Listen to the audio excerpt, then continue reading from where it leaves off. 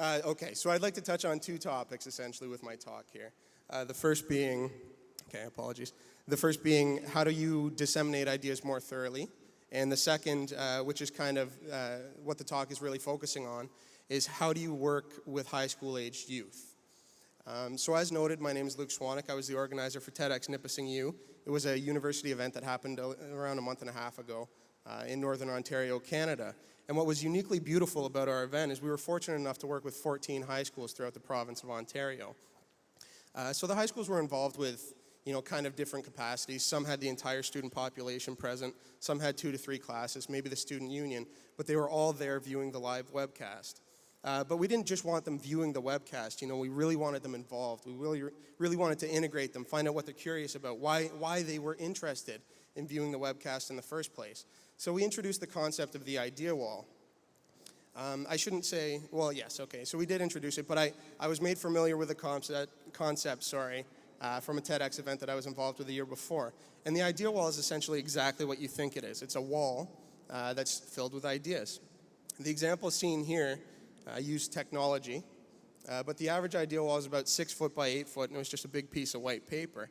And so the way you used it was we would tell students at all of these high schools, during every break, go up to the idea wall and write down what you're passionate about, what you want to learn more about, what TEDxNipissingU or TED Talk really spoke to you. What do you want to discover, explore, create? And then, and this was kind of the important part, put your full name and your email address right beside that idea.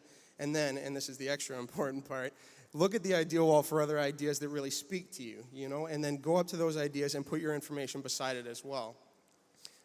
So I'll use this example here from what's probably the coolest high school I could ever imagine. And you've got Harry, Luke Skywalker, and Dorothy here. And so, of course, Harry would go up to the idea wall and says he wants to use his powers to bring down the forces of evil. And Luke Skywalker sees that all over it. Good luck, Voldemort, if you will. Dorothy goes up to that, doesn't quite have the powers thing going on, but she has this passion for photography that no one really knows about, but I did. So she put that down there, and then later on in the day, of course, Luke Skywalker and Harry Potter both kind of say the same thing. So you have these big, beautiful, bold, robust idea walls from students from all across the province of Ontario at the end of the day.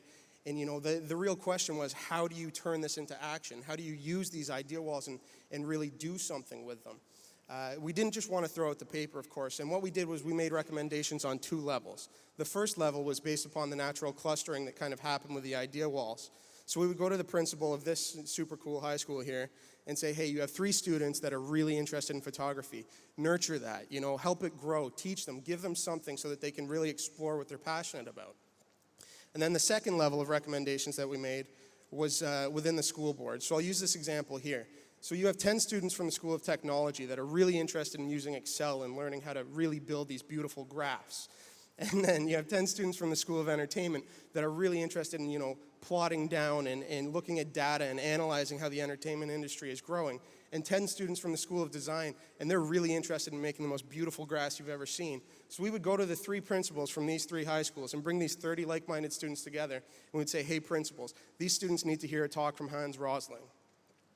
So we were very fortunate in the fact, and of course, it goes without saying that this was obviously the most common example, but other examples did exist. There were students that were really interested in learning more about ecosystem biology and underwater exploration and these kind of things, and we're able to tell these principals that these students exist within the school board, and we're introducing like-minded students to like-minded students. I'll kind of end on this because I'm seeing red here, but we only had about a 50% buy-in from the high schools involved. The 50% of the high schools that did buy into the idea wall concept have really, really been able to thrive from it. So there is something there. I truly believe it's an idea worth spreading. It's bold, it's powerful, it's to the root. And to answer the question that I posed at the start of the talk, how do you involve and engage high school youth? I think the answer is quite simple. You ask them what they want to learn about. Thank you.